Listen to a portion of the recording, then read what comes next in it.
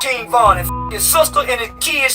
This is Charleston White, a scrawny 46-year-old man who downright disses dead rappers. Man, nah, I ain't apologizing to Nipsey Hussle. Tells on gang members and gets them locked up. We made sure PMG, Percy Jr. PMG, he won't be home for about another 15 years. So we ain't got to worry about PMG no more.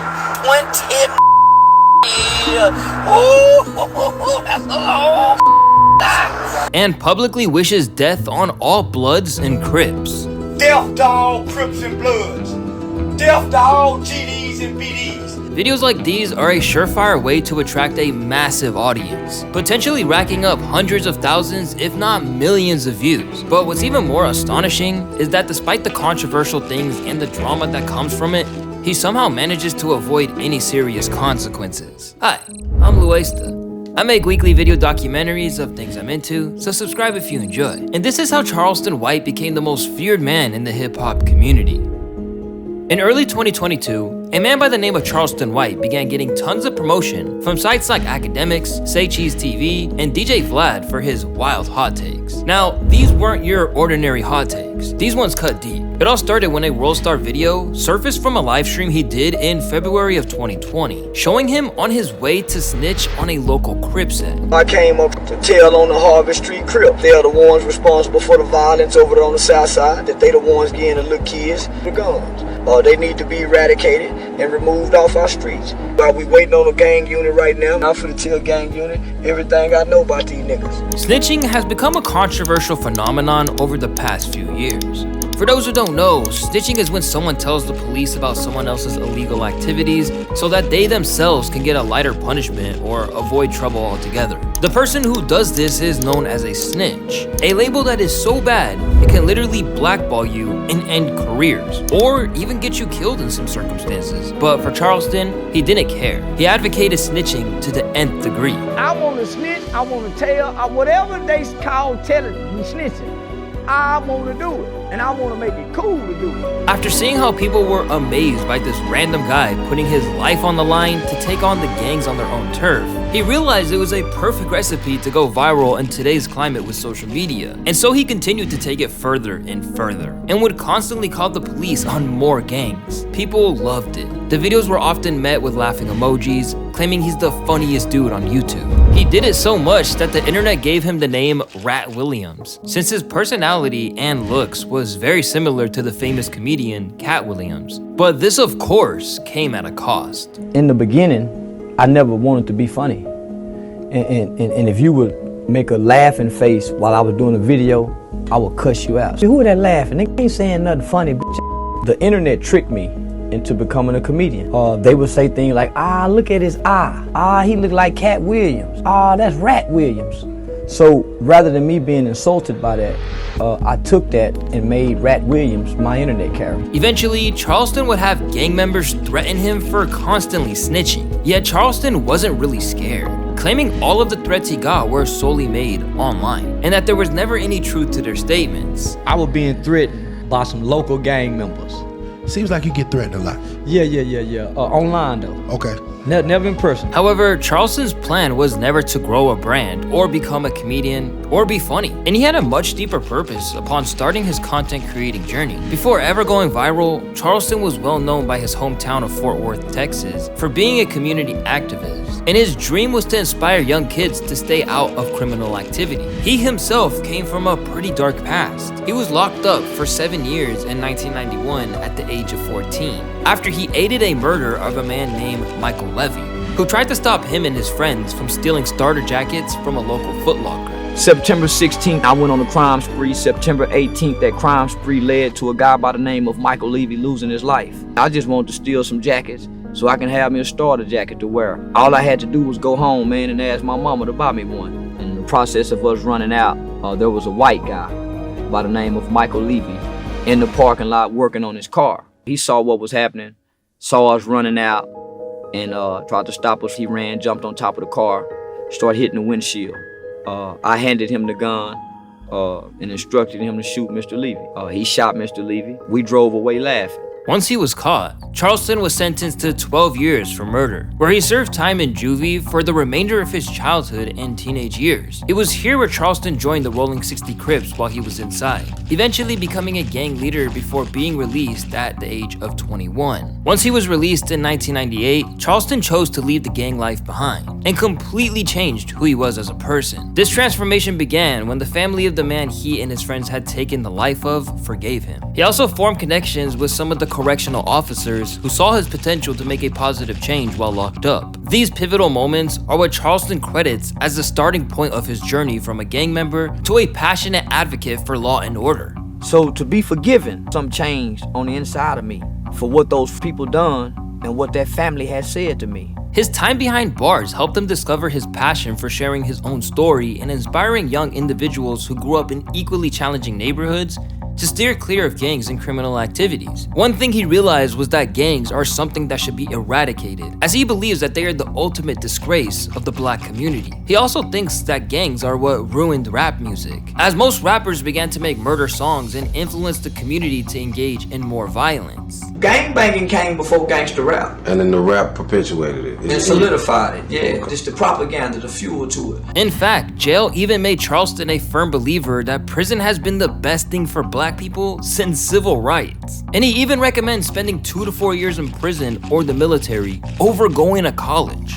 The American prison system has been one of the greatest tools used to preserve black life and to build strong black, law-abiding, pro-social black men. I recommend prison or the military. I don't recommend college. I believe all black boys coming out of inner city should spend at least 2 years in prison or 4 years in the military. You pick, but you're going to one. Upon leaving prison, Charleston would take his passion even further and began studying criminal justice at a Texas university for 3 years. And then he launched a foundation named HYPE in 2014. HYPE stands for Helping Young People Excel and aims to teach young kids the dangers of gang life by trying to show them a better way. Intent on keeping his kids away from the street life that almost claimed him, Charleston's time as a community activist is definitely something to be admired. However, this direction was just a bit too wholesome. And Charleston realized that if he really wanted to get his message out to the masses, he was going to have to cross some boundaries and really get under people's skin. A great example of Charleston getting under people's skin was the moment he began speaking to King Von. There's literally thousands of clips you can find of Charleston absolutely disrespecting the now deceased rapper from Chicago, and some of them are hard to watch. You and your hood in Chicago and everything King Von stand for. Stop on his head, King Von dead. Stop speaking on Nip and Von. Nip and Von. King Von. King Von. O Block. Yeah, I'm beefing with the O Block now. King Von. You don't do nothing. Although these comments are extremely harsh, Charleston's reasoning behind them were kind of valid. Now look, we all know how King Von passed away in November of 2020 after an altercation ensued between him and a rapper by the name of Quando Rondo. Well, Charleston had a huge issue with King Von's passing, particularly because of how everyone began praising him after he died. King Von was known to be a killer, a man who killed black people, a man who was accused of killing a black girl. So you mean to tell me he's celebrated, right? You got celebrities who take pictures in front of his mural. What about his victims' family? What about the people he's been accused of? Why don't y'all ever speak for them? He claims that King Von deserved to die due to the fact he rapped about people he killed in his songs. One of the most notable people King Von was known for killing was a man by the name of Shondale Tuka Gregory, which, if you're well connected to the hip-hop genre, you know this as one of the most disrespected names in today's rap industry. Tuka was a 15-year-old kid who was waiting at a bus stop when a car pulled up and he was then shot multiple times, later pronounced as dead on the scene. However, today he's mostly known for being referenced on numerous songs from King Von, who used the phrase "smoking on Tuka" quite often. Smoking on this Tuka pack, getting loud as voting out, Tuka ass getting on the bus. I know Tuka mad as hell, he probably tired of, but when I die, flat Tuka ass and I'ma beat him up. Although King Von was locked up multiple times for the people he killed, he was left free afterwards, leaving many people to think that he didn't actually commit these crimes. But Charleston claims this doesn't necessarily prove his innocence, since all the victims in the case ended up dead before the trial started. He was released from jail on some murders. Not that he didn't do it, but because the victims came up dead. It was things like this that made Charleston believe there should be no remorse for rappers like King Von. A lot of people don't like the nature of how you've turned his death into almost a celebration. Well, tell that to the Tuckerville people that's been smoking Tucker. They did Tucker like that for 11 years. I never even knew who Tucker was until last year. I never knew even who Tucker was. So you mean to tell me we can Tucker for 11, 12 years, and his mother is over in the corner pleading. She's pleading. So you mean to tell me it's okay for them to do that, but because our favorite rapper is now being mocked as he mocked a kid. Tucker was a kid, a 15-year-old kid who was killed, and no one ever came out and defended Tucker's mother. Let's look at his death. He had finally made it out of the ghetto. He had finally made it. He had just come home from beating murder cases, brother. Let's look at how serious this is. There are murder cases on his file that he beat. He gets released because the witnesses come up dead. Let's be real with this shit, homie. The witnesses came up dead. Black people. Nobody ever spoke about that. Rightfully so, he got a lot of people mad with his comments, specifically those who were affiliated with King Von's Black Disciples gang and other rappers who were connected to him. But this only prompted Charleston to take it even further, since he knew they wouldn't do anything to him due to his connections with the police. And he did what he usually does. Charleston kept pushing it and pushing it, even bringing King Von's family into it at one point. Von and King Von mama too. Yeah, King Von mama. Get your up out of here, talking about some mother King. Bro was even saying that he hoped Melly died like King Von, since he also was said to have killed 2 of his best friends. I be seeing the rapper holler free Melly. Homie, he killed 2 friends. What's crazy is that so many people actually agreed. If you check the comments on any of his videos, it's hard to find a single person who doesn't side with Charleston, despite the fact King Von is an extremely popular rapper with millions of fans across the world. 8 minutes of straight facts. We gotta protect this man at all costs. Now, the only people who seemed to disagree were affiliates of King Von's, such as members from the O Block gangs, who would constantly warn Charleston that his comments on Von would get him killed, and told him he can never come to Chicago. Hey, listen, I'm Von. King Von. King Von. Dead ass. He had become such a massive target in Chicago that even the police refused to come out and defend him during one of his appearances.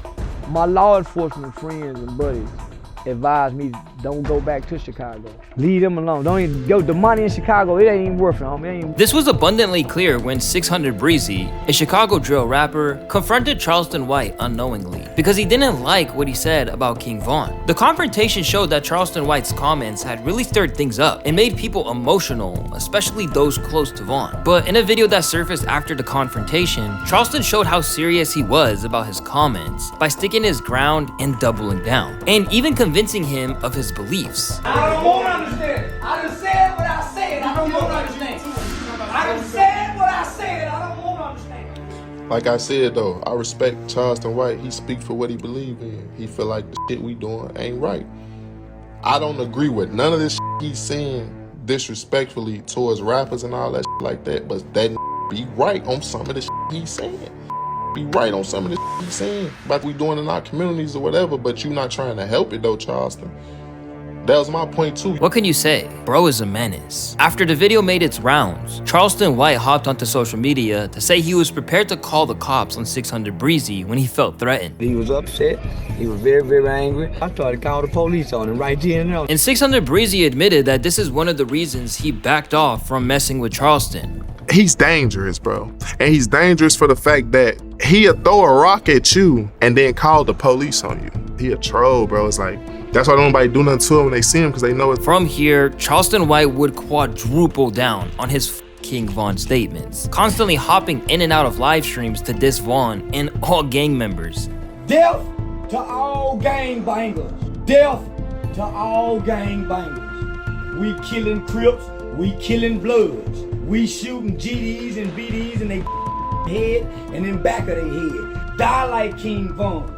Die like Nipsey Hussle, then kick that in the head. And whenever he was threatened, he would always just turn to calling the police instead of escalating the beef or turning to acts of violence, which was actually the case when he allegedly got 3 O Block members arrested. I want to make a confession. Now, I've been keeping this a secret. I put 3 O-Block in jail. Do y'all see that name right there? Them names and booking numbers. No bullshit. And watch the dates. He even got a rapper named PMG God to serve 20 years in prison in July of 2022 after Charleston clashed with his dad, OG Percy, arguing that Percy's past as an old gang member sets a bad example for young people. OG Percy, right? He's a Crip, right? Yeah. And you feel as though... They're a 52-year-old Crip. That's not shameful. All your children have been to jail. You smoking weed on camera with your kids with guns, and they just coming home from jail. That's when a rapper by the name of PMG God came out claiming that he didn't like how Charleston was speaking about his father, so he made threats against Charleston. Upon digging deeper, Charleston discovered that PMG was out on bail and literally called the cops on him, telling them that PMG was threatening his life. That same night, the police arrested PMG and was eventually sentenced to 20 years in prison. And we made sure PMG, Percy Jr. PMG, he won't be home for about another 15 years. So we ain't got to worry about PMG no more. Y'all 20 years.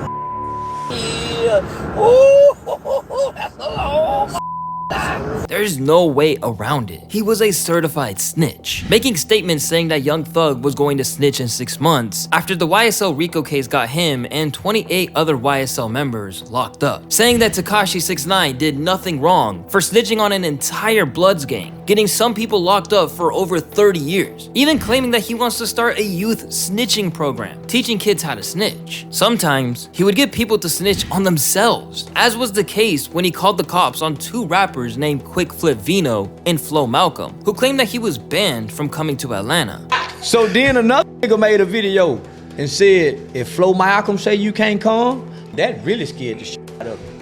And then he said, I better not catch you nowhere. Zone 1, Zone 2, Zone 3. And I can't beat all of it. And I'm supposed to go to Atlanta next week. So I told my people, say, you think you can call that prosecutor's office down there? Oh, man, I'm terrified. And these are gang members. So yeah, man, I contacted the Fulton County District Attorney's Office, Miss Fannie Willis, and told man, I want to press charges. So, who? These guys from Atlanta? He would then trick them into thinking he was in Atlanta when he was actually in Miami, and the FBI closely watched anyone who threatened Charleston since he was such a huge target. So I was on Facebook going live at the Trump Resort, showing the Trump Towers, the Miami Beach. Then I was running on Instagram and YouTube acting like I'm in Atlanta. Now they don't know this is a real RICO cases. This how dumb is, homie. It's RICO cases in Atlanta. You got Atlanta gang members going online making gang threats as if these people not watching. Yeah. And not only that, the motherfucking video about to get 1 million views. So it ain't like I'm calling the police. They notified authorities because they were so bold with their threats. See, at this point, homie, I'm just as big as the rappers. So if you think law enforcement, if you think FBI agents, if you think Homeland Security ain't watching laughing and thinking I'm funny too, so when the gang members go online and self-identify themselves as gang members, homie, that's against the law. Not only that, I'm a real community activist. Okay. See, that's what people keep forgetting because they keep getting caught up into the character. In their mind, they believe I'm in Atlanta. I go online and say, yeah, I'm gonna be in Magic City KOD tonight. Okay. Guess what these niggas do? They go up to Magic City looking for me, recording themselves. They show themselves in Magic City. We've been inside looking for them. We've been outside looking for them. That boy ain't here. Say, yo, y'all got a celebrity named Charles. That's when they broke the law. But now y'all are actively looking for me as gang members. And in Atlanta, they got a 0 tolerance for gang activity. Anything gang, you get a no bond. Look how stupid niggas is. The FBI called this Quick Flip Vino. Called him, say, bruh, we saw that video you made the other day. You had a gun in it. You just got out of federal prison. You sure you want to be doing this? Yes, oh, yes, sir. Well, he be threatening us. No, he don't be threatening y'all. Y'all are threatening him, and he responding to threats. Yes, sir. Hang up. Yeah, don't be having no more. Detectives called my phone. He thought it was a gang. He was arrested 2 days later with no bond. I ain't called the police on them. Broken in jail. Another Chicago rapper, King Yella, learned firsthand after Charleston called his daughter an ugly during one of his classic rants. He was understandably pissed and let it be known in a Say Cheese interview. I see him, I'ma smack the out of him though. Not just Not punch him, I'ma smack him, I swear to God. Once he'd gotten Yellow riled up, Charleston phoned the Nevada PD and tried to get Yellow locked up for a parole violation. And this guy has went on a major platform and made terroristic threats and said that he's gonna bring physically and bodily harm to me. Now, when it comes to staying alive, snitching is just the tip of the iceberg in Charleston's arsenal. He's also known for being well equipped with an entire collection of weapons to protect himself. I keep this in the bag just in case you really want some trouble. It seemed like the turning point in Charleston's mind, where he began to realize that he could be killed for what he's doing with rappers, was his beef with Soulja Boy. This came around after he downplayed the former teen star's street cred. I want to remind Soulja Boy, you ain't got no ops. After a war with words ensued online for a while, the beef came to a head at Rolling Loud Miami when Soulja Boy and 11 of his homies popped out of a Sprinter to check Charleston for what he said. Allegedly, they wanted to just talk, but Charleston didn't hesitate to let his mace fly. His first reaction was, bruh, did you just mace me? You ran pepper like that shit crazy, bro.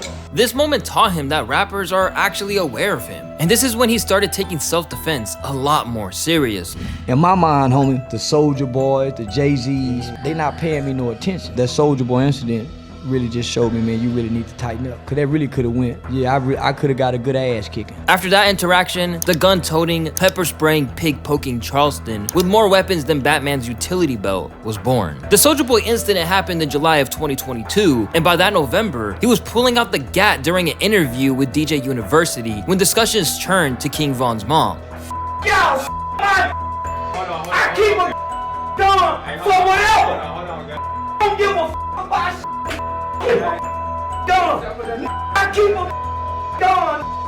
Charleston has plenty of guns and has shown them during various videos, but it's his non-lethal weapons that have caused the biggest stir. My mace even got a red beam on it. So then, this is my police taser. Except mine ain't got the cutout switch. I can let your ass have it for 15 minutes. This here is the mace gun. It shoot 25 feet. Although he's always full of bravado, it seems like Charleston is getting a little too jumpy these days. So would I if so many people had threatened to kill me. He recently pepper sprayed his opponent at a weigh-in for a celebrity boxing match.